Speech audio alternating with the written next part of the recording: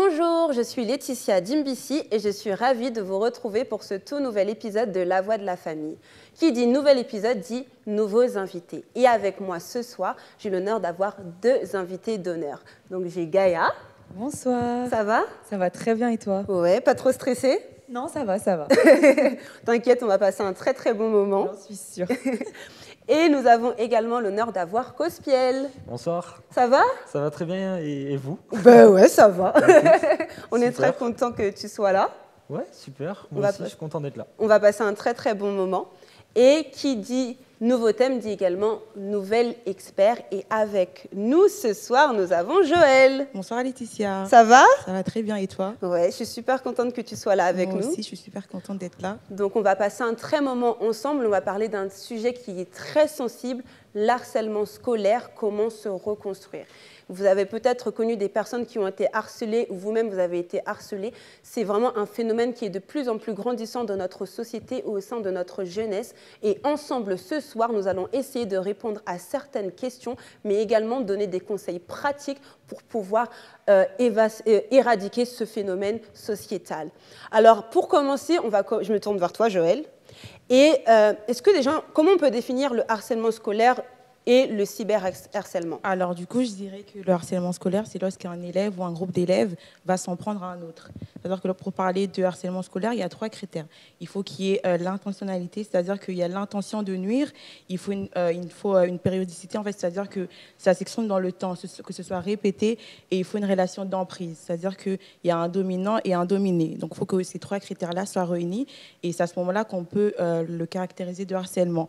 Le fait d'être bousculé une fois à la fin des cours ne peut être caractérisé comme du harcèlement. On parle vraiment d'une action répétée dans le temps. Et le cyberharcèlement, c'est exactement la même chose, sauf que ça se fait au moyen des réseaux sociaux, des télécommunications, des messageries instantanées. Et en fait, c'est sur Internet. Et ces 2 formes sont très répandues en ce moment. Et on se rend compte qu'au final, en France, on a plus de 700 000 élèves qui en sont victimes. Ouais. On observe que c'est très récurrent maintenant au collège et même plus loin, même à la maternelle. Il y a des enfants qui en sont victimes.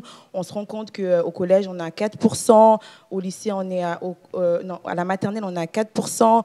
Au collège, on est à 12%. Au lycée, on est à 14%. Donc, en fait, on se rend compte que ça prend de plus en plus de l'ampleur. Et il y a des élèves qui pensent même à se suicider. Et c'est vraiment important. Et c'est même la raison pour laquelle on est là, en fait, aujourd'hui. Parce que c'est important d'en parler. C'est important de proposer des pistes de solutions. Et c'est important d'en sortir.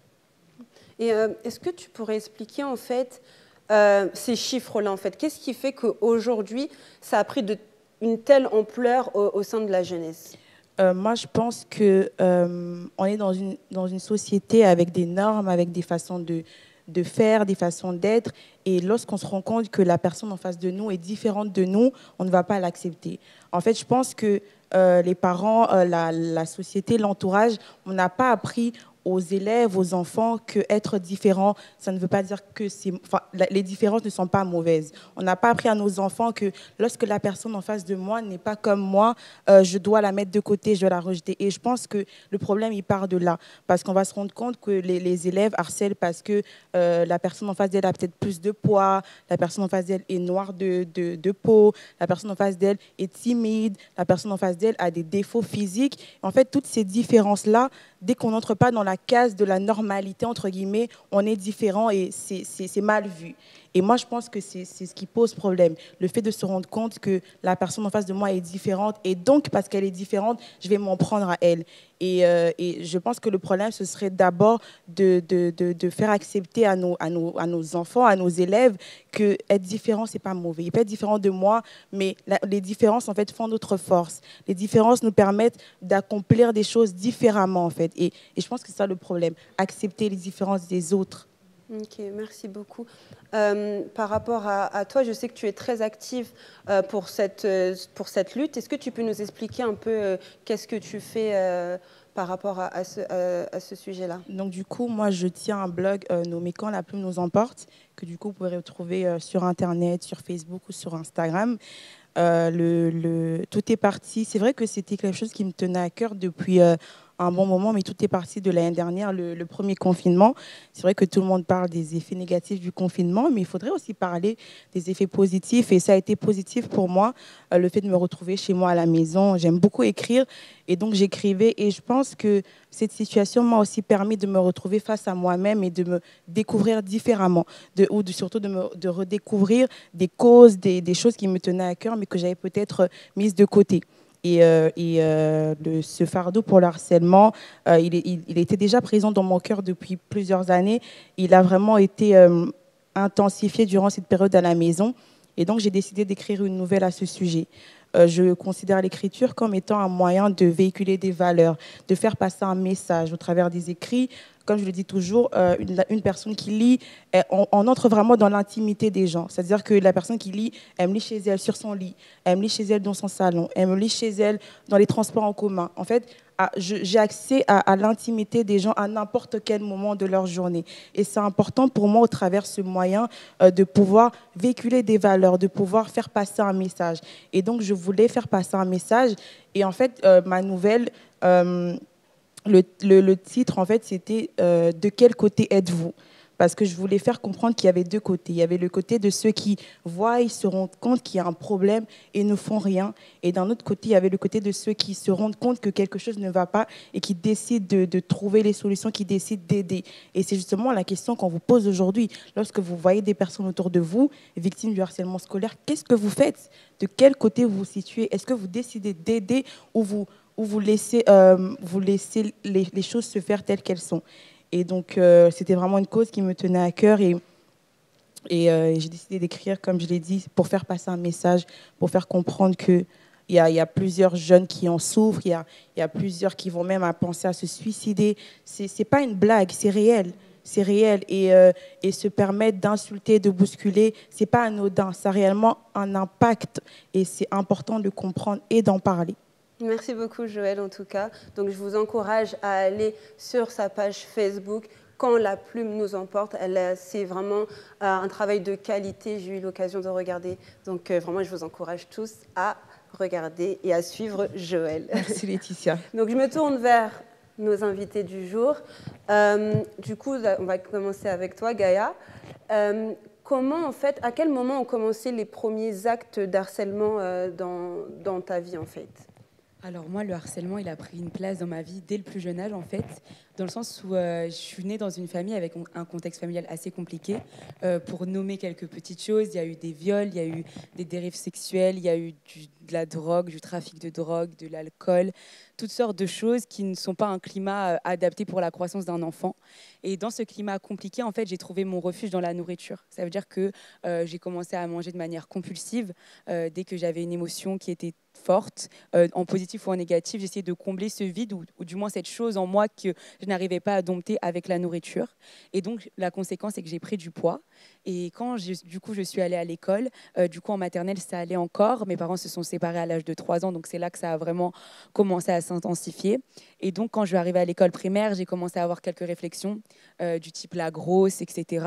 Donc, c'est une période qui est compliquée parce que déjà, on ne se sent pas bien dans son corps. Ça reflète un mal-être intérieur, en fait. Et du coup, quand en plus on vient appuyer là-dessus, ça ne vient pas simplement souligner la prise de poids ou le poids de la personne, mais ça vient souligner bien plus que ça. Et pour donner un exemple, par exemple, on est parti en sortie scolaire, en classe de neige, et il y a un garçon dans le bus qui avait chanté Les produits bien gras sont les amis de Gaïa. Donc aujourd'hui, j'en rigole, aujourd'hui j'ai du recul, aujourd'hui je peux même le dire avec le sourire, parce que c'est des choses qui font partie de mon passé, qui font ma force. Mais à cet âge-là, quand on a une dizaine d'années, c'est quelque chose qui brise, qui détruit, qui met plus bas que terre, et c'est des mots qui ont vraiment un grand impact. Et du coup, en fait, j'ai bien aimé quand Joël a parlé du rapport dominant-dominé, parce que du coup, jusqu'ici, j'ai été dominée par ce que je vivais, dominée par les autres, dominée par leurs mots.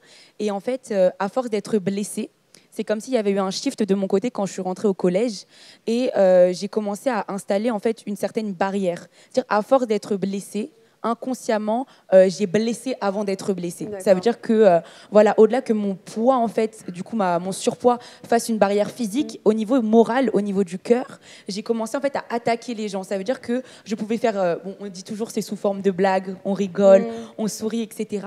Mais j'ai commencé à installer cette distance en mode je ne veux pas que tu rentres dans mon cercle privé, donc je t'écarte directement.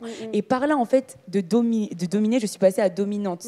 Et dans le mauvais sens, parce que du coup, on a l'habitude de dire on ne donne que ce qu'on a reçu. Et lorsqu'on m'a donné en fait des insultes, des coups, en fait des coups par les mots, c'est vraiment ça. J'ai rendu des coups en fait. C'est de l'autoprotection. C'est ça. Et en fait le truc c'est que du coup ça produit d'autres mots MAUX, dans le sens où du coup mes amis je n'arrivais pas à les garder parce qu'on ne reste pas amis avec quelqu'un qui nous dit des choses méchantes. On ne reste pas amis avec quelqu'un qui a un mal-être parce qu'il nous transfère ce mal-être là en fait. Et du coup au fil des années ma souffrance augmentait parce que je ne gardais pas mes amis d'une année à l'autre. Et quand je suis arrivée au lycée, du coup en seconde, sachant que c'est important de souligner que c'est une période où on vit à travers le regard des autres et qu'on doit vraiment se libérer de ces choses et c'est important.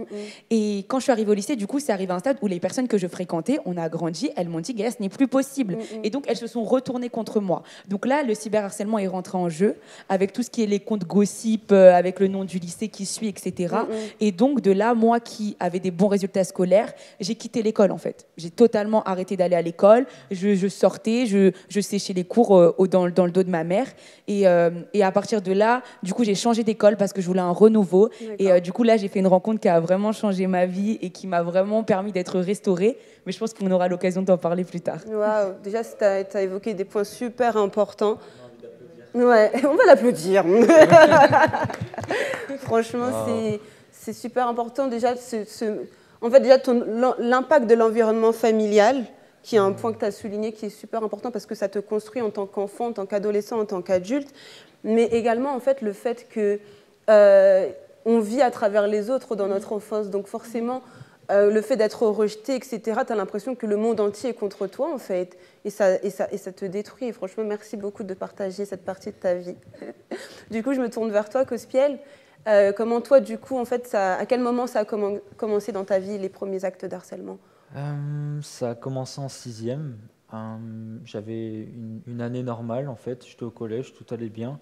Puis petit à petit, j'avais un manque de confiance en moi parce que j'avais pas forcément trop grandi avec mon père travaillait beaucoup. Et puis quand papa n'est pas là, tu sais pas tellement devenir un homme, t'es pas trop sûr de toi, tu perds tes repères, tu grandis un peu sans repères en fait. Et ça se voyait. Donc le gars il baisse un peu les yeux, il regarde pas trop dans les yeux. Et directement, en fait, il y a eu un shift. Je suis passé d'une année qui était super à tout simplement la risée, non pas de la classe, non pas du niveau 6e, 5e, mais du collège. D'accord. Et là, c'est un niveau de persécution, un niveau de harcèlement que j'aurais jamais osé imaginer. En fait, c'était un niveau et je comprenais pas. Du coup, au début, tu te prends des coups, tu te fais cracher dessus. C'était physique directement? Ah oui. Moi, on me crachait dessus en fait. C'était vraiment un jeu. Et tous les soirs, je mettais mon blouson à laver. Ma mère le lavait, et puis le lendemain, on le mettait à sécher, je le récupérais. Et tous les soirs, j'avais un crachat dans mon dos. En fait, ils crachaient dans mon dos, les gens.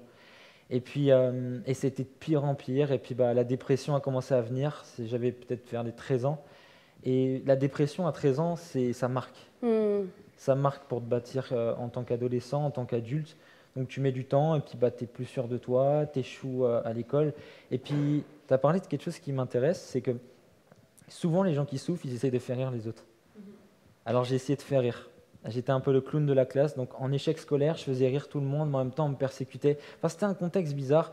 Et en fait, ça a été de plus en plus loin. Un jour, je m'étais fait une entorse et j'étais en béquille.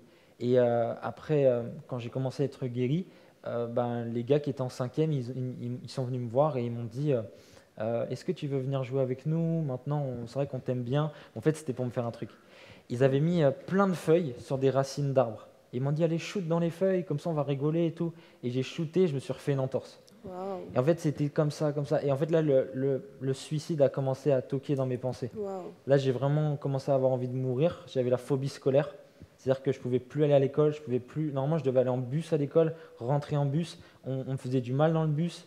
Et en fait, le pire, c'est que quand tu te positionnes en victime, même les gens qui ne sont pas du collège, ils vont te voir. Parce qu'ils voient en fait que tu es une victime. Et du coup, j'étais ce qu'on appelle la victime du collège. Et je pense qu'il y en a qui vont regarder. Il y a déjà un gars sur Twitter qui a dit « Punaise, c'était pas le gars au collège qu'on était en train de bolos ». Wow. Il a dit ça sur Twitter. Et ça m'a touché parce qu'il voit que maintenant, je suis marié, que je me sens mieux. Et en fait, c'est un témoignage pour Dieu, en fait. Bien parce que sûr. c'est Dieu qui m'a sorti de ça. Et à l'époque, 6e, 5e, c'était horrible. Du coup, j'ai changé de collège.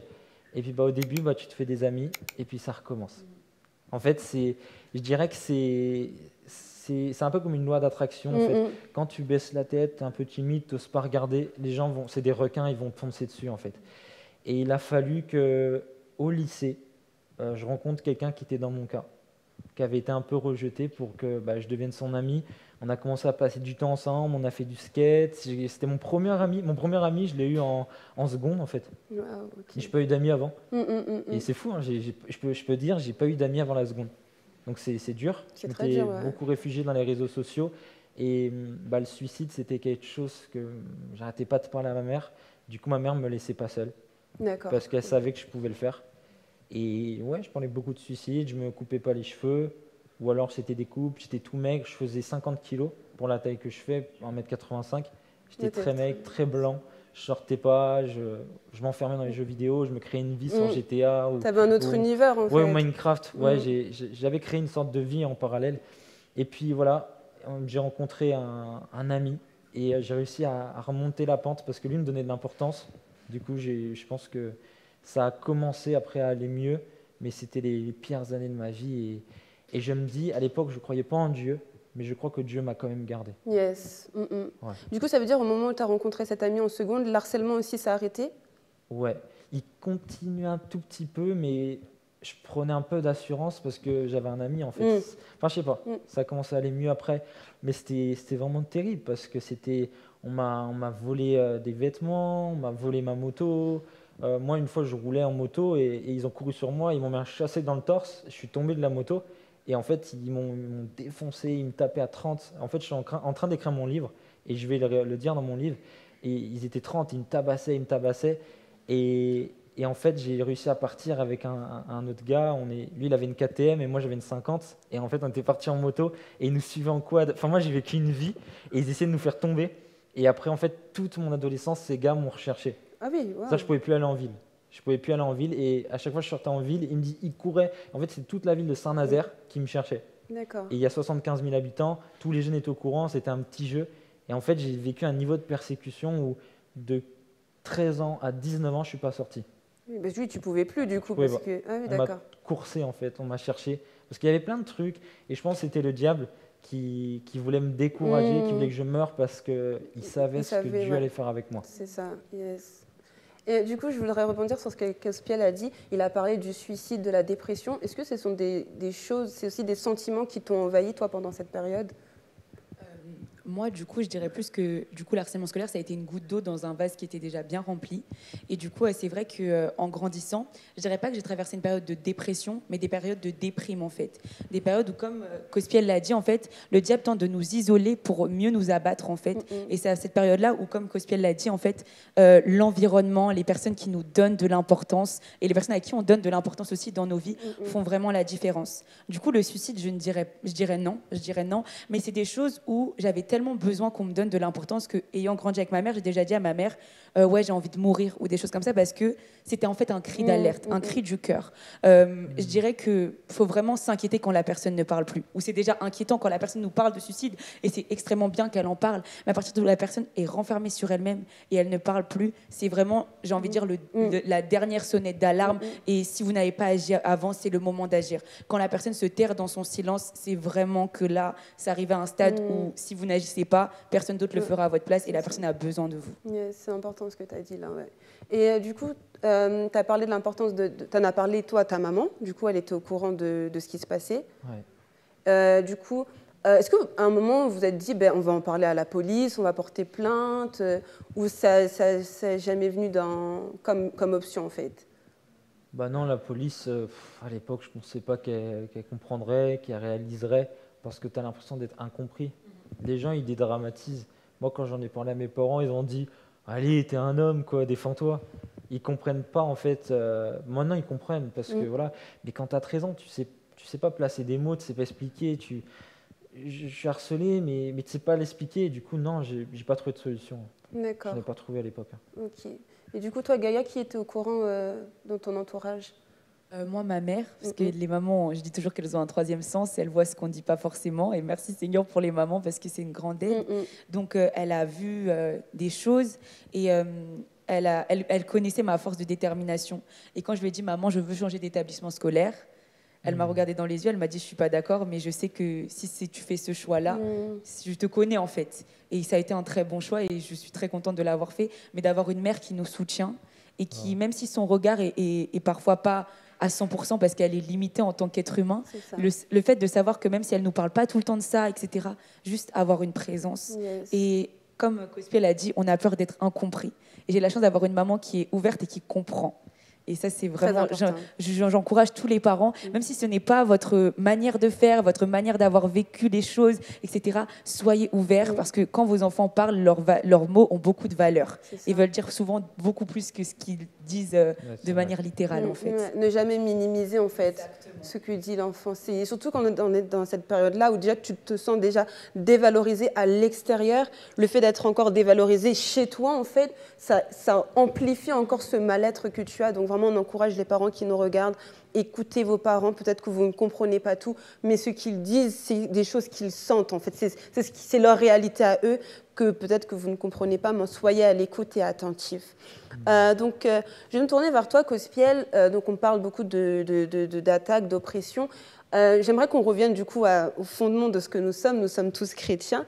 Qu'est-ce que nous enseigne la Bible en fait par rapport à l'oppression, par rapport au fait d'être oppressé en fait? La Bible nous parle que l'homme est fait en 3 dimensions, le corps, l'âme et l'esprit. Et le corps, je dirais, c'est l'ouïe, l'odorat, le goût, le toucher, la vue. Et l'âme, c'est le siège des émotions. Et en fait, ton âme, elle est comme une éponge. Tu sais, si des fois tu viens pour presser une éponge, tu sais ce qui a été ramassé en fait avec. Tu vois, tu fais ça, puis il y a de la mousse, tu sais qu'il y a eu du savon. Tu fais ça, il y a du vin qui descend, tu sais qu'il y a eu du vin. Et en fait, moi, si tu me pressais, tu voyais tout ce que j'avais vécu. Et je parlais avec blessure, et une personne blessée blesse, tu l'as dit. Et j'avais tellement une haine en moi que j'ai commencé à vouloir faire du mal. J'étais quelqu'un, en fait, si j'avais l'occasion de pouvoir dominer, je l'aurais fait. Enfin, j'en ai pas eu l'occasion, mais en tout cas, j'étais quelqu'un qui était vraiment blessé. Et en fait, la parole de Dieu nous enseigne qu'on peut restaurer notre âme. Dieu peut restaurer notre âme. Et il y a un homme dans la Bible qui priait pour son âme, je dirais que même qui évangélisait son âme. C'était David. Il disait « Pourquoi mon âme gémis-tu au-dedans de moi? Je louerai l'Éternel, mon Dieu. » Et en fait, il faut arriver à ce stade où vous faire un contre-courant à ce que ton âme ressent, en fait. C'est-à-dire que si tu n'es pas sûr de toi, il faut proclamer. Mais c'est important d'être en Christ. C'est important d'être chrétien parce que Dieu, il donne une vie. Il dit, même Jésus donne une parole et il dit ceci. « Si quelqu'un a soif, qu'il vienne à moi. Et des fleuves d'eau vive couleront de son sein. » C'est-à-dire que déjà, Jésus dissocie ceux qui croient et ceux qui ont soif. Et ceux qui ont soif, en fait, ils vont vivre en fait une restauration. C'est-à-dire que tout ce qui est fané va refleurir. Moi, je pense que si j'avais rencontré Jésus dans ma persécution, en fait, je n'aurais pas accepté tout ça. Je me serais levé en prière et j'aurais pris autorité sur tout ça. Parce qu'on a reçu une autorité en Christ. Et je pense que c'est aussi des esprits. Il y a un monde invisible qui pousse toutes ces personnes à nous faire du mal. Donc déjà, j'aurais prié pour mes persécuteurs. Et j'aurais demandé à Dieu vraiment de restaurer mon âme. La Bible dit « L'Esprit du Seigneur est sur moi ». Et là, c'est fort parce que ça dit aussi pour guérir ceux qui ont le cœur brisé, ceux qui ont l'âme brisée. En fait, on peut prier et demander à Dieu de restaurer notre âme, restaurer notre confiance, notre estime. Et en fait, un jour, j'ai vécu ma restauration totale et c'est en Christ, en fait. C'est-à-dire que mon ami que j'ai dit, il m'a quand même aidé, mais ce n'était pas une restauration, c'était une aide. Mais ma restauration, je l'ai vécue en Christ parce qu'un jour, quelqu'un m'a dit « Qu'est-ce que tu ressens ?» J'ai dit, elle dit écris-le. J'ai dit je me déteste, j'en veux à mon père, j'en veux à tous ceux qui m'ont fait du mal, et j'écrivais. Et il m'a dit tu proclames l'inverse. J'en veux plus à mon père, j'en veux plus à ceux qui m'ont fait du mal. J'ai été restauré. Wow. Moi je crois au pouvoir de la parole. En fait. Et même quand Jésus a dit aux disciples maintenant vous pouvez partir, Pierre a dit mais à qui irions-nous? Tu as les paroles de la vie. Et la parole c'est la vie en fait. Il faut réussir à proclamer des choses qui vont à l'encontre de ce que tu vois. De ce que tu vis, de ce que tu vois. Ouais. Ok, ouais. Parce que la Bible, en tout cas, m'a aidé, en tout cas. Wow, c'est très fort. Du coup, je me tourne vers toi, Joël. Du coup, quelle démarche, en fait, une personne harcelée peut faire pour lutter contre ça? Est-ce qu'il y a des organismes? Qu'est-ce qu'on peut faire concrètement, en fait? Alors du coup, ils l'ont si bien dit, il faut parler à ses parents. Et justement, je fais une parenthèse, vous l'avez déjà dit, mais je tiens quand même à le répéter. Il est important que les parents puissent créer un climat de confiance avec leurs enfants. Un climat de confiance dans lequel ces derniers pourront parler et pourront s'ouvrir librement. Et je ne sais plus qui l'a dit, mais et même au-delà du fait de créer cet environnement-là, il ne faut pas minimiser les choses. Votre enfant vous dit à l'école, on me bouscule. Il ne faut pas juste lui dire « Ah, mais non, mais c'est rien. » C'est pas rien, en fait. C'est important. Et en fait, il faut que les parents prennent conscience de l'importance. Et enfin, comme tu l'as dit, Laetitia, du fait que chaque parole a une valeur, chaque parole veut dire quelque chose, a réellement quelque chose à dire. Et il faut que les parents le comprennent. Et que si au final, ils arrivent à en parler, c'est qu'il y a réellement un mal-être et qu'il faut prendre au sérieux.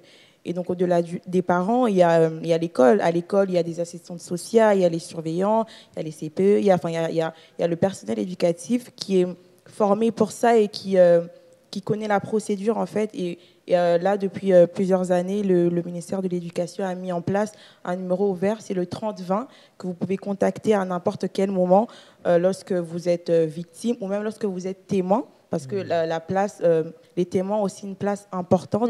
Lorsque vous êtes témoin, ne vous taisez pas. Yes. Il y a quelques années, il y a une campagne qu'ils ont fait sur le harcèlement. Ils disaient que être témoin et ne pas parler, c'est aussi un peu être harceleur. C'est aussi participer au harcèlement. Et lorsque vous êtes témoin, ne vous taisez pas. Du coup, le numéro est fait. Et également pour les témoins, vous pouvez appeler, vous pouvez raconter ce qui se passe, et vous pouvez dire que vous êtes témoin. Et justement, j'en profite pour raconter un petit témoignage. Dans la semaine, je préparais cette émission. Et du coup, je parlais avec ma petite cousine. On en a profité justement, elle a 7 ans. On en a profité pour en parler. Et je lui demandais ce que c'est le harcèlement scolaire selon elle. Elle m'expliquait avec ses mots. Et je lui ai demandé qu'est-ce que tu fais si un de tes copains est harcelé à l'école? Elle m'a dit, je dis au maître. Elle a 7 ans et elle sait qu'il faut dire au maître. Et en fait, c'est pour vous faire comprendre que les témoins, il ne faut pas se taire. En fait, faut pas vous taire. Si une petite fille de 7 ans sait qu'il faut parler au maître, je pense qu'à 15 ans, je pense qu'à 10 ans, on devrait en être encore plus conscient. Lorsque un de vos copains à l'école, un des élèves se fait harceler, ne participez pas. Parler, communiquer. Et même si vous avez peur des représailles, sachez qu'en fait, vous avez la possibilité de peut-être sauver une vie. Comme on l'a dit au début, il y a des enfants qui pensent au suicide. Et même plus loin, il y a des enfants qui se suicident. Donc, ce n'est pas anodin. Et lorsque vous êtes témoin, parlez, ne vous taisez pas. J'aimerais rebondir si c'est possible. Bien tu as sûr. parlé de la CPE. Moi, on m'avait menacé de mort à l'école. Et j'ai appris que quelqu'un avait un cutter et voulait me planter. Wow. Et j'en ai parlé à la CPE, ils ont fouillé son sac. Et en fait, la personne lui a dit, si tu le touches, que ce soit même en dehors de l'école, tu vas avoir des problèmes, tu vas tout perdre, quoi. Et le gars m'a jamais touché grâce à ça. Ah, voilà. Comme Donc, au collège actuellement, se tourner vers les bonnes personnes, ça fait vraiment la différence. Quand on a un surveillant qui a un cœur de compassion, ça fait vraiment la différence. Donc, sachez parler aux bonnes personnes, identifier en fait quelle personne peut avoir cette sensibilité, quelle personne avec laquelle vous avez la bonne relation, et parler en fait, même en tant que témoin. Nous, on a entre guillemets les armes derrière en fait pour démanteler en fait ce complot qui est contre vous, des armes qui vont eux-mêmes aider les personnes en fait qui vous attaquent et apporter de l'aide à toute l'équipe en fait dominant et dominée pour évoluer et pour grandir. Parce que notre premier rôle en tant que surveillant, c'est aussi de vous aimer en fait, de vous apporter de l'amour, de vous aider à grandir, à vous développer, et que demain en fait vous puissiez être des hommes et des femmes qui sont bien dans leur cœur, dans leur corps et en toute chose en fait. Donc c'est pour ça qu'on est là, donc venez. Et je reviens juste sur ce que je disais tout à l'heure. Lorsque, au final, si vous n'arrivez pas forcément à parler à vos parents ou quoi que ce soit, lorsque vous contactez le 3020, il y a un référent harcèlement qui vous est attribué. Et justement, lui, il va vous aider dans les cas où vous n'arrivez pas à parler à votre entourage. Il va faire la médiation.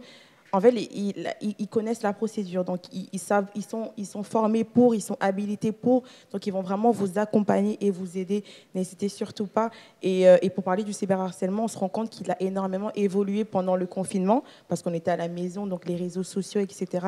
Et même, on se rend compte que le taux d'appel vers ce numéro a augmenté pendant le confinement. Donc, pour vous faire comprendre qu'il y a des gens qui sont conscients il y a un problème et contactent ce numéro-là. Donc, ne vous gênez surtout pas, ne vous privez pas. Vous avez la possibilité d'être aidé, donc ne vous privez pas, en fait, de cette possibilité-là. Il y a des outils qui sont disponibles, donc faut le faire, en fait. Si des plateformes où ils sont formés ils sauront comment vous accompagner, en fait, face à la situation que vous vivez. Et du coup, tu as parlé du fait d'aider les personnes qui harcèlent, mais aussi ceux qui sont harcelés, mais aussi ceux qui harcèlent. Et du coup, Joël, j'aimerais revenir vers toi. En fait, qu'est-ce qui peut faire que, Gaïa en a un peu parlé, mais qu'est-ce qui peut faire qu'un jour, en fait, on ait des actes d'harcèlement vers quelqu'un d'autre, en fait? En fait, je pense que rien ne justifie le harcèlement, mais il y a des choses qui peuvent malheureusement l'expliquer. Gaïa, on a parlé, le contexte familial. Il y a, dans mon livre, je reviens un peu dessus, c'était un roman, c'était une fiction, mais je mettais en avant le cas d'un jeune garçon qui harcelait à l'école. Et au final, on se rend compte que dans sa famille, son père battait sa mère. Et donc, son père battait sa mère, il était très violent même avec ses enfants. Et en fait, il se sentait en insécurité à la maison, il se sentait dévalorisé, il se sentait inférieur. Et il a trouvé un endroit où il pouvait être supérieur aux autres, il pouvait être valorisé, et il en a profité. Je pense que le climat familial joue énormément. Je pense aussi que des fois, on peut avoir un élève qui est juste en manque d'attention de la part de ses parents et qui veut attirer l'attention, malheureusement, de la mauvaise des manières. Ou même des fois, on peut avoir des cas où l'élève il est juste timide de lui-même, en fait, et il veut cacher sa timidité et justement mettre en avant celle des autres. Ou des fois, ça va être peut-être qu'un élève, il a juste une autre opinion de lui-même. En fait, il se sent supérieur aux autres et il veut malmener les autres. Ou des fois, c'est juste qu'ils ne se rendent pas compte, tout simplement. C'est-à-dire que c'est peut-être des moqueries. En fait, il fait juste des blagues et il ne se rend pas compte que ces blagues-là ont une influence. Et justement, c'est pour ça que je vais souligner quelque chose. À l'école, si vous faites des blagues avec vos copains, si vous vous rendez compte qu'ils ne réagissent pas à vos blagues, arrêtez. Parce que peut-être que ça crée quelque chose en eux et que ça ne fait pas rire, en fait. Si vous vous rendez compte que les personnes en face de vous ne sont pas réceptives à vos blagues, c'est peut-être une façon de vous faire comprendre que ça touche à quelque chose de plus profond et que ça peut affecter, ça peut frustrer. Donc même au niveau des blagues, il faut des fois arriver à temporiser parce que des fois, ça fait pas rire tout le monde et des fois, ça peut être vraiment méchant. Donc comme je l'ai dit, des fois, c'est pas intentionnel. C'est-à-dire qu'il a juste envie de faire des blagues parce qu'à la maison, ses parents entre blagues, parce que c'est ce qu'ils voient en fait. Ils pensent que les taquineries, c'est normal. En fait, il a juste normalisé la chose et il veut le reproduire sans forcément qu'ils se rendent compte que ça a un impact sur les autres. Ou même, juste pour finir, des fois, c'est juste que il est habitué à un climat de violence. Pour lui, la violence, c'est normal. Les insultes, c'est normal parce que les parents à la maison, peut-être, s'insultent, sont violents avec eux. Et en fait, il va reproduire ce qu'ils voient. En fait, les enfants sont comme des éponges. Ils absorbent tout et ont tendance à le reproduire. Donc, ils voient la violence et ils la reproduisent parce que c'est la norme pour eux. Donc, il y a des choses comme ça qui peuvent l'expliquer. Mais encore une fois, rien ne le justifie. Mais malheureusement, on se rend compte qu'il y a des situations qui ont favorisé, en fait, qui ont poussé des élèves à vouloir harceler les autres. Ok, merci beaucoup Joël pour ces explications. Du coup, on va passer sur la partie reconstruction. Tu en as déjà un petit peu parlé sur le fait que toi, tu es totalement reconstruit. Du coup, je vais commencer par toi, Gaïa. Comment s'est passée, toi, ta reconstruction, ta restauration? Alors, du coup, ma reconstruction, comme je l'ai dit, j'ai changé d'établissement scolaire et j'ai rencontré une personne. Cette personne-là, elle s'appelle Jésus. Aujourd'hui, je peux déclarer, c'est mon Dieu pour toujours à jamais. Yes. Et en fait, Dieu m'a fait passer par un processus. J'aime dire Dieu est un Dieu de processus. Ça veut dire qu'il a pris le temps que je puisse apprendre à me connaître. Et il a pris le temps également de déconstruire ce qui était à déconstruire et à reconstruire ce qui était à construire. Et je suis passée vraiment par des processus, comme j'ai dit, j'ai eu des moments de déprime, j'ai eu des moments où c'était plus dur que d'autres. Mais en fait, le problème du harcèlement, un des problèmes du harcèlement plutôt, c'est que ça touche à l'identité. Et l'identité de la personne, ça va changer sa manière de voir les choses, de comprendre les choses, de parler, etc.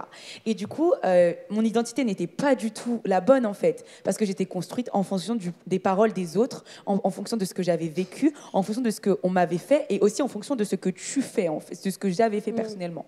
Et en fait, la Bible dit quelque chose, elle dit que quand on accepte Jésus-Christ, on devient une nouvelle créature, une nouvelle création. En fait, donc Dieu a à recommencer tout à zéro. Il est venu enlever tous ces mauvais mots qu'on avait pu dire de moi. Il est venu enlever les « tu es grosse », les produits bien gras sont tes amis, pour dire en fait « tu es une créature merveilleuse et je suis ton ami ».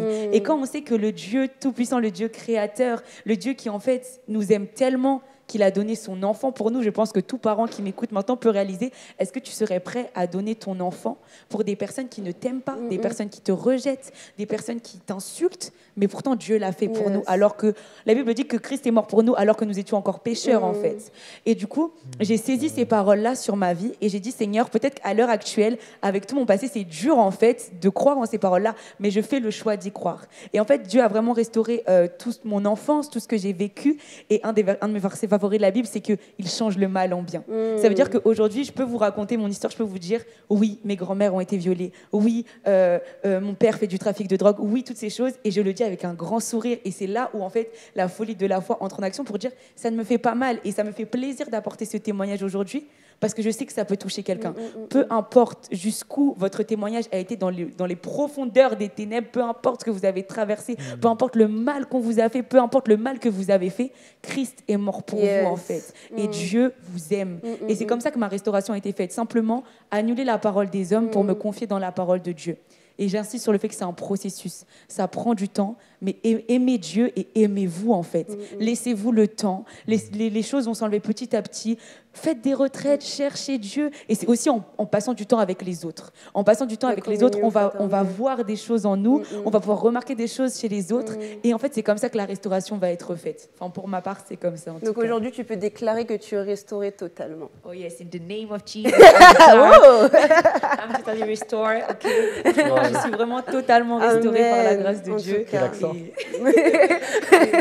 L'onction est venue en anglais pour dire que non, c'est une restauration vraiment. Je traduis, je suis totalement restaurée dans le nom de Jésus. Mon témoignage aujourd'hui est là pour qu'une personne puisse également être restaurée. Parce qu'on dit il est le même hier, aujourd'hui et éternellement. Et c'est la vérité en fait. J'ai aimé parce qu'hier je lisais Ésaïe 57 qui dit en fait que même les méchants, Dieu dit, je serai auprès d'eux, j'ai vu leurs œuvres méchantes. C'est-à-dire, si tu es harceleur et tu m'entends ce soir, Dieu dit, j'ai vu tes œuvres méchantes. Pourtant, je serai auprès de toi et je te guérirai. Un harceleur n'harcèle jamais pour faire du mal parce qu'il a envie. Dites-vous qu'à chaque fois que vous voyez quelqu'un harceler, c'est parce qu'au fond de lui, il est tellement mal. C'est pour ça que j'aimerais dire à quelqu'un, ne condamne pas quelqu'un qui t'harcèle, mais aime-le. C'est là où en fait la folie de la foi entre en action. Et même si aujourd'hui tu n'as pas Christ en fait, j'aimerais te dire, à chaque fois que tu vois cette personne te faire du mal ou faire du mal à quelqu'un d'autre, ne la condamne pas. Dis-toi simplement que son cœur est tellement en miettes, qu'elle a tellement mal, qu'elle souffre tellement à l'intérieur qu'elle a besoin de secours en fait. Et si tu as Christ, c'est le moment de partager ça. Souvent on dit les personnes qui harcèlent, c'est des personnes méchantes, c'est des personnes qui ont un cœur dur. Mais j'ai été cette personne-là et j'ai été aussi cette personne qui avait besoin que d'une seule chose, c'est Jésus. N'ayez pas peur d'annoncer Christ, même aux personnes où vous pensez, non mais elle l'acceptera jamais. On pouvait dire ça de moi un jour et j'étais celle qui en avait le plus besoin en fait. Donc vraiment Dieu est fidèle et je prie qu'il puisse restaurer des vies. Waouh, vraiment gloire à Dieu, c'est très beau témoignage Gaïa en tout cas. Et du coup, toi Cospiel, comment s'est passée ta reconstruction, ta restauration? Il y a eu cette partie sans Dieu où j'ai appris à me découvrir, j'ai appris à avoir des passions, à faire du skate, à faire du mountain board, donc c'est quand tu prends une voile et c'est un skate avec des scratchs et tu es sur la plage. Et en fait, tu t'avances comme ça avec ta voile. Donc, je me suis évadé un peu comme ça. Et puis, après, j'ai commencé à aller en boîte de nuit. Et c'est aussi le péché. En fait, c'est dans ça que je me suis enfoncé. J'ai commencé à avoir beaucoup de copines aussi. J'en ai eu beaucoup parce que j'ai sorti beaucoup. Et je retrouvais une estime de soi, en fait, au travers de ça. Et c'est pas ce qu'il faut faire parce que c'est une fausse paix, une fausse joie. Et c'est ce que le diable donne. Et en fait, j'étais zélé après pour pécher, mais j'étais plus zélé pour m'en sortir dans la vie. Je n'étais pas zélé pour pardonner. Je n'étais pas zélé pour trouver un travail. Zélé, c'est-à-dire en gros motivé pour ceux qui ne comprennent pas. Et je n'étais vraiment pas motivé pour le reste. J'étais motivé pour faire des bêtises, en fait. D'accord, ok. Ouais. Et c'est bizarre. Et en fait, il y a l'esprit de timidité, parce que c'était un esprit. En fait, en fait, c'est comme s'il me laissait tranquille quand il s'agissait de faire des choses mauvaises, mais il venait m'embêter quand il s'agissait de construire ma vie. Donc en fait, des fois, on pense que fumer de la weed, je parle comme un jeune, mais c'est ça, fumer de la weed, fumer, prendre une cigarette, aller voir des filles, tout ça, on pense que c'est une solution Mais en fait, Satan va permettre que tu fasses ça, mais ça ne va pas t'aider, ça ne va pas te construire. C'est éphémère. Quand j'étais à l'église, alors ça c'est un témoignage de dingue, on arrive et on se met à prier entre jeunes. Et on dit on va prier pour... toi tu t'appelles comment? Je m'appelle Pierre. Et on va prier pour toi. Et puis, oh, il y a un truc qui bouge en moi quand on prie. Ça bouge. Ah, et ça sort en un coup. Et j'avais fait une crise d'angoisse pour aller à l'église. Je faisais des crises d'angoisse, la tétanie, spasmophilie, j'étais très stressé. Et en fait, j'ai fait une crise d'angoisse, j'étais tout rouge. On me dit les bouffées de chaleur. Et j'ai réussi à aller et je restais collé à ma Bible comme ça, j'essayais de lire des versets parce que j'allais faire une crise d'angoisse en fait. J'avais peur des gens. D'accord. Vraiment. Et en fait, c'était un esprit qui avait en moi. Quand l'esprit est sorti, je peux te dire que là, Dieu avait fait 90% du travail. Wow. 90 pour les Belges qui nous regardent. Dieu avait fait une grande partie du travail. C'est-à-dire que tout ce que tu vis n'est pas forcément également physique. Il y a une part, des fois, spirituelle. Moi, il y avait une part spirituelle. À force d'avoir peur, un esprit de timidité et de peur est venu dans ma vie. Je me sentais intimidé partout. Tu sais que je ne pouvais pas aller à acheter du pain. Ah oui, wow. Par contre, je pouvais aller voir une fille. Tu comprends ce que le diable fait? Le diable est un menteur en fait. Et il te fait croire qu'en allant voir des filles, tu vas t'ouvrir, que ça va aller mieux. Non, il n'y a que Jésus qui peut te délivrer. Amen. Il est le seul qui peut véritablement faire le travail. Gloire à Dieu, waouh.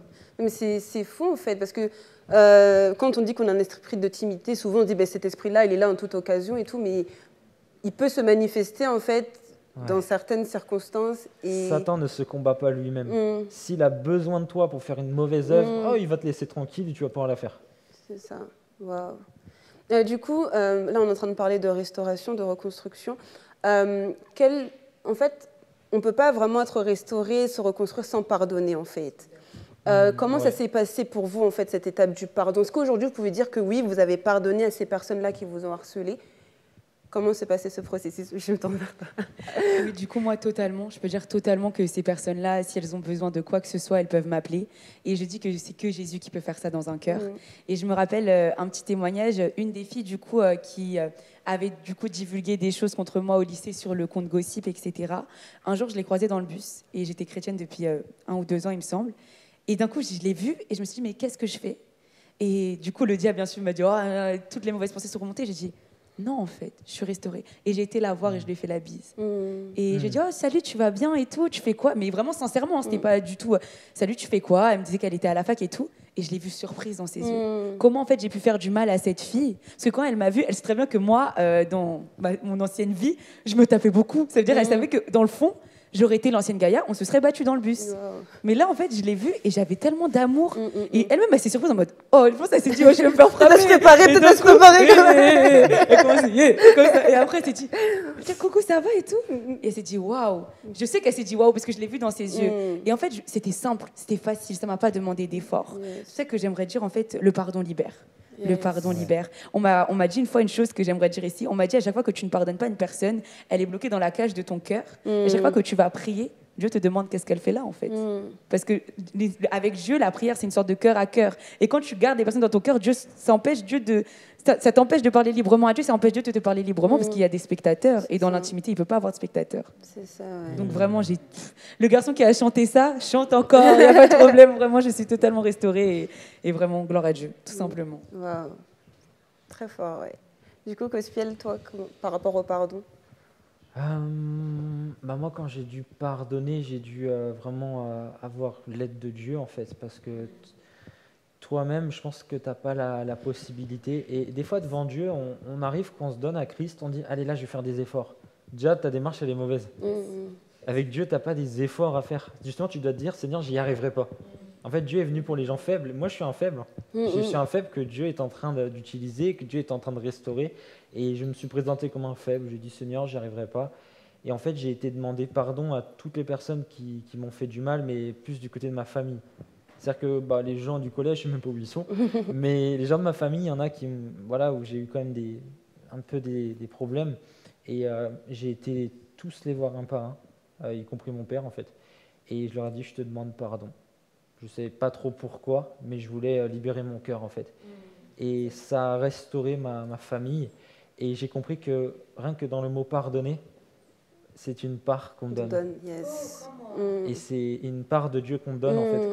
Quand tu dis je te pardonne et je te demande pardon, en fait, tu lui donnes Christ carrément, quoi. Wow. Et ça te libère. Et franchement, si tu décides aujourd'hui de rester enfermé dans ton cœur, je pense qu'une personne blessée, elle aura des soucis dans sa relation avec Dieu. Bien sûr. C'est pour ça que j'encourage voilà, quelqu'un qui suit cette émission à libérer son cœur, parce que c'est... En fait, pardonner, c'est pas forcément donner raison aussi. Tu vois? C'est dire, ok, je tourne la page. Parce que des fois, on dit, oui, mais moi, si je pardonne, ça veut dire qu'elle aura gagné. Tu vois, elle aurait eu raison de me faire du mal. Et je pense que vous allez rebondir sur ça. Mais ouais, mais moi, je ne peux pas pardonner, parce que si je lui pardonne, c'est-à-dire qu'il a eu raison de me faire ça, il a gagné. Mais en fait, c'est toi qui gagnes en pardonnant, parce que toi, tu vas continuer ta vie. Elle va rester bloquée où elle était. Mais moi, en pardonnant, en fait, j'avance, et c'est une revanche incroyable. C'est ça. Donc, c'est vrai, ouais. Et je rebondis sur le fait d'avancer, en fait, parce que je sais que personnellement, j'avais vécu quelque chose de personnel et j'étais bloquée dans le manque de pardon. Et Dieu m'avait montré, en fait, dans une vision, que j'étais dans une cage, en fait. Et ce qui était important, c'est que dans la cage, la poignée était de mon côté et non pas du côté extérieur. Ça, c'est fort. Et en fait, c'était toujours pour me dire, mais en fait, tu te condamnes toi-même, en fait. C'est toi-même qui te mets dans cette position-là, en fait. Moi, je te laisse la possibilité de sortir de ça, d'être enfin libre. Et c'est ça, en fait. Pardonner, c'est bien sûr, tu donnes quelque chose à l'autre, mais c'est pour toi également, en fait, pour que tu puisses avancer dans ta vie et que tu puisses vivre toutes les choses que tu puisses vivre pleinement sans être envahi de sentiments qui sont parfois néfastes, en fait. Donc, en fait, j'aimerais revenir vers toi, Cospiel. Qu'est-ce que dit la Bible, en fait, sur le pardon? La Bible, elle donne une clé incroyable. Une clé, mais elle est incroyable. Les disciples demandent, mais jusqu'à combien de fois je vais devoir pardonner? Et il dit, jusqu'à 70 fois 7 fois. Il y a certaines versions qui disent jusqu'à 70 fois 7 fois. Donc les Belges, à chaque fois, ils sont contents. Donc jusqu'à 70 fois 7 fois. Et les disciples, là, ils sont découragés. Ils disent, mais je dois pardonner 70 fois 7 fois, c'est trop. Et là, les disciples posent une question qui est une grande révélation. Ils disent, augmente notre foi. Et moi, je ne comprends pas. Pour pardonner, je n'ai pas besoin de foi, j'ai besoin d'amour. Pour pardonner, j'ai besoin de paix. Pourquoi ils demandent la foi? C'est-à-dire que là, il y a une révélation qui est incroyable, c'est que pour pardonner, Dieu ne veut pas que tu pries, en fait, pour avoir plus d'amour. En fait, c'est incroyable. C'est que Dieu, dans ce passage-là, nous donne une clé, c'est que le plus haut niveau de foi, c'est l'amour. Une mère qui prie pour ses enfants, elle ne sait pas si elle croit, mais elle aime, donc elle prie. En fait, à partir du moment où tu commences à aimer, en fait, dans le plus haut niveau de la foi, je t'aime tellement que je vais prier pour toi. Tu sais, tu n'es même plus dans cette histoire, est-ce que je crois, est-ce que je ne crois pas. En fait, je l'aime, du coup, je veux qu'elle réussisse. Et quand tu reçois Christ, Dieu te donne en fait le packaging, le package, le dossier. Et en fait, quand il te donne la foi, il te donne l'amour, parce que le plus haut niveau d'amour, le plus haut niveau de foi, c'est l'amour. Les disciples demandent, augmente notre foi afin de pardonner. Et c'est incroyable, en fait. Donc, si tu marches dans l'amour, tu marcheras dans la foi. Yes, waouh. Je pense que vous qui nous regardez aussi, vous devez être vraiment bénis par toutes ces paroles qu'on a. Du coup, je me tourne vers toi, Joël. Est-ce qu'il y a différentes phases dans la reconstruction, dans ce processus-là, en fait, de restauration? Alors, moi, je dirais que premièrement, le plus important, c'est d'abord d'accepter ce qui s'est passé. Parce qu'il y a plusieurs personnes qui ont vécu le harcèlement et qui vont être dans le déni, ne pas s'en rendre compte. Je pense que c'est important d'accepter ce qui s'est passé et se dire malheureusement j'ai été victime, malheureusement j'ai été blessée, malheureusement j'ai été harcelée, malheureusement ça s'est passé. Indépendamment de ma volonté, indépendamment de ce que j'aurais voulu vivre, c'est arrivé. Donc je pense qu'on ne peut même pas parler de reconstruire. On ne peut pas reconstruire quelque chose dont on n'est même pas conscient. On ne peut pas reconstruire quelque chose qui, pour nous, n'a jamais existé. Donc, il faut d'abord accepter ce qui s'est passé et être en accord avec. Et après, comme on l'a mentionné durant l'émission, en parler. En parler à des personnes matures qui pourront vous accompagner. Pour ceux qui sont chrétiens, il y a les pasteurs, il y a les responsables à l'église qui pourront vous accompagner. Et c'est important de comprendre que ce n'est pas un accompagnement qui se fait qu'une seule fois, en fait. Il se fait dans le temps. Vous avez été victime pendant plusieurs années. Ce n'est pas en parlant une seule fois que ça va se faire. Donc, il faut comprendre qu'il faut prévoir plusieurs séances. Peut-être qu'en venant la première fois, il y a des choses qui ne vous reviendront pas, il y a des choses que vous n'allez pas aborder, il y a des choses qui ne vont peut-être pas être abordées, mais qui seront abordées une deuxième fois. Donc, comprendre que ça ne va pas se faire d'un coup. Et ça va pas se faire d'un coup. Je suis désolée, je suis assez déstabilisée. Du coup, ça va pas se faire une première fois et ensuite comprendre que... en fait, là, quand vous pardonnez, vous entrez réellement dans le processus de guérison, en fait. Lorsque vous acceptez, vous parlez, vous entrez dans le processus de guérison. Et c'est important de pardonner. Pardonner, on en a parlé, mais il ne faut pas uniquement pardonner à la personne qui vous a fait du mal, mais il faut aussi vous pardonner vous-même. Yes. Et ça, c'est important. Il faut pardonner parce que des fois, on va se culpabiliser en se demandant pourquoi je mangeais trop, pourquoi je suis petite de taille, pourquoi j'ai été créée comme ça. C'est important de comprendre. J'aime bien ce que David dit. Il dit, je suis une merveilleuse créature. En fait, il le déclare. Il dit, je suis une merveilleuse créature. Mon âme le reconnaît, en fait. Il faut qu'à un moment donné, que ton âme, que ton intérieur reconnaisse que tu es une merveilleuse créature qui a été créée par Dieu. Donc, avoir ce regard-là sur toi et être en accord avec toi, c'est-à-dire que ce n'est pas ta faute. C'est pas à cause de ce défaut, entre guillemets, que tu as été harcelé. C'est pas de ta faute, en fait. C'est la faute des autres, c'est pas la tienne. Et te pardonner.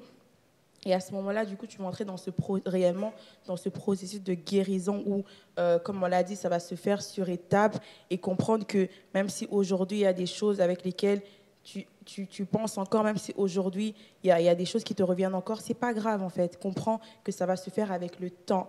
Et je sais que chez les chrétiens, on n'aime pas souvent en parler, mais des fois, on peut aussi consulter un psy. C'est important, c'est une personne qui a été formée, qui est habilitée pour vous aider.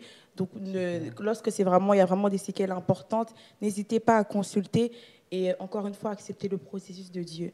Accepter que ça ne se fera pas d'un coup. Accepter que Dieu va prendre du temps. J'aime bien ce que Jérémie dit. Il dit, en fait, il parlait, il avait eu une vision. En fait, il disait qu'il était dans la maison du potier, que le potier était en train de travailler sur ce vase. En fait, il travaillait, il était sur le tour. Au fur et à mesure, il y avait ce travail d'accomplissement qui se faisait. En fait, c'est exactement pareil avec Dieu. On est entre ses mains et comme un potier, comme le divin potier, on est des vases entre ses mains et il travaille, il prend le temps qu'il faut et ça, il faut l'accepter et le comprendre. Yes.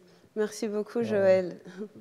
Merci pour ta profondeur et pour ces merveilleux conseils que tu prodigues à nos internautes. Donc, j'espère que vous avez bien pris note et que vous allez vraiment suivre ce processus-là. Ça prend du temps. Ça fait peut-être mal aussi à des moments de revenir dans ces moments-là de sa vie, mais le meilleur vous attend, donc on vous encourage fortement. Donc nous arrivons à la fin de notre émission et avant de clôturer, nous allons passer à notre rubrique en 30 secondes. Si vous ne connaissez pas le concept, vous avez 30 secondes chacun pour donner une parole, un message d'encouragement à nos internautes. Donc du coup, on va commencer avec toi, Gaïa. Donc, quel message tu pourrais donner en fait à des jeunes qui, comme toi, en fait, ont ce mal-être et qui malheureusement n'arrivent à l'extérioriser que par des gestes, par des paroles qui peuvent être blessantes. En fait, toi, tu as réussi à en sortir. Quelle parole tu pourrais leur donner en regardant cette caméra juste là ? Ok, j'aimerais parler à un jeune qui est harceleur actuellement. Je ne sais pas de quoi tu as été victime, je ne sais pas de quoi tu souffres dans ton cœur, je ne sais pas ce qu'on t'a fait ou ce que tu as fait, mais j'aimerais te dire qu'il y a un Dieu qui s'appelle Jésus-Christ et qui te connaît avant le ventre de ta mère, qui sait exactement tout ce qui s'est passé du début à la fin et qui t'aime d'un amour éternel. J'aimerais te dire, les hommes sont limités. Oui, tu peux appeler les numéros, oui, tu peux aller voir tes CPE, oui, tu peux aller à droite et à gauche, mais la seule solution se trouve en Jésus. Si tu as commencé ta vie en tant que victime, il est temps de passer dans le camp des victorieux. Parce que victime et victorieux commencent par le même nombre de lettres, mais la fin n'est pas pareille. Ta destinée n'est pas terminée. Ok, ça fait des... Ok, merci beaucoup Gaïa en tout cas pour cette parole. Vous êtes victorieux. Du coup, on va passer à toi, Cospiel. Alors, quel message tu pourrais donner à une personne qui nous regarde et qui est victime d'harcèlement aujourd'hui et qui, peut-être comme toi, et passe par cette période de pensée suicidaire, dépressif, et qui n'arrive pas à s'en sortir en fait. Tu as 30 secondes en regardant la caméra juste devant toi. Alors, j'aimerais te parler à toi qui souffres. J'aimerais te dire que Jésus-Christ, moi, m'a libéré. Et ce qu'il a fait avec moi, il va le faire avec toi. La Bible dit bien qu'il n'agit pas avec favoritisme. Dieu ne m'aime pas plus moi que toi. Il t'aime autant moi que toi et toi que moi. Et il veut faire quelque chose avec toi, il a un plan merveilleux. Ne laisse pas Satan gagner en autant ta vie, en déprimant, parce que tu as une grande destinée en Christ, je te le promets. Alors donne-toi, ça sera la plus belle chose que tu vas faire. Abandonne-toi entre ses mains, car c'est lui le potier et tu es l'argile. Yes, merci. Merci beaucoup pour vos 2 messages. Alors, j'aimerais juste que brièvement, Joël, si tu peux nous récapituler, en fait, qu'est-ce qu'on doit faire lorsqu'on est victime d'harcèlement, en fait. Alors, victime ou témoin, n'hésitez pas à contacter le 30-20. Ils connaissent la procédure, donc ils pourront vous aider, ils savent ce qu'il faut faire. Et surtout, parlez-en à vos parents, à des personnes autour de vous suffisamment matures qui pourront vous accompagner et qui pourront vous aider. C'est important de ne pas vivre cette expérience seule. Parce qu'au final, quand vous en parlez aux personnes autour de vous, elles vont même vous comprendre et même le langage qu'elles auront envers vous sera adapté en fait. Elles sauront qu'il y a des blessures sur ce sujet-là et en fait, elles vous parleront en fonction de ce que vous avez vécu. Donc en fait, même l'entourage va s'adapter à vous et ce ne sera que pour votre bien. Et il y a aussi quelque chose d'important, j'aime bien le livre de Psaumes parce que David, il déverse vraiment son cœur. Lorsque vous passez par des moments difficiles, lorsque vous êtes victime de harcèlement et que ça conduit par la dépression, lisez le livre de Psaumes. David, il parle de beaucoup de choses et même lui-même, il passe par plusieurs phases de dépression. Un coup, c'est son fils, un coup, c'est son conseiller. Enfin, il y a plusieurs situations où David est vraiment dans le mal et en fait, il nous montre comment il a pu se relever et comment il a pu en ressortir. Et j'aime particulièrement le psaume 3, il dit « Tu es mon bouclier, tu es ma gloire et tu relèves ma tête. Yes. » On va dire qu'il était harcelé par son fils, parce que son fils le poursuivait, mais il a réussi à relever la tête, parce qu'avec Dieu, effectivement, on relève la tête. Waouh, on va s'arrêter sur ces belles paroles. Merci beaucoup, Joël. Merci à vous deux, Gaïa, Cospiel. C'était un plaisir de vous recevoir pour la toute dernière émission de la saison 2 de La Voix de la Famille. J'ai été heureuse de vous retrouver le mercredi à 19h. Ça a été un plaisir. Je tenais à remercier également toute l'équipe qui travaille dans l'ombre que vous ne voyez pas. Je voudrais remercier Anne, Lucas, Daisy, Manu, Pierre. Je voudrais remercier également toutes les personnes qui contribuent à la réussite, qui s'occupent des invités. Je pense à Enoch, excusez-moi. Donc voilà, c'est un travail d'équipe. Le décor qui a été fait par Valérie, c'est des personnes vraiment qui ont participé à la réussite de cette émission et nous vous en remercions chaleureusement. On se retrouve très vite pour la saison 3 de La Voix de la Famille et soyez bénis. Bye. Bye. Bye. Place à la famille. Place à la famille.